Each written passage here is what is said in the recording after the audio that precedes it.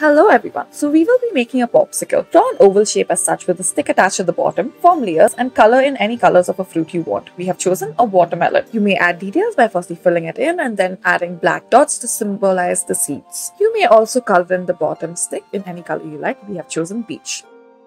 Next, take a crayon and scrape it to form colored powder. Spread it in a circular way and add a stick above it, attaching it to make it look like cherries. Connect the branch with the cherries as such to make it look a more realistic look. Add white in the sides as such to give it a shiny look.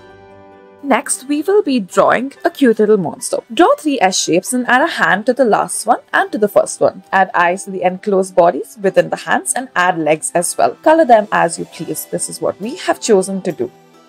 For our next drawing, draw 2 fish facing away from each other as such and color them in. You may add eyes and you may add scales to add more character to the drawing. Take your time and draw the fins as well and add it on both the bodies. Thank you for watching.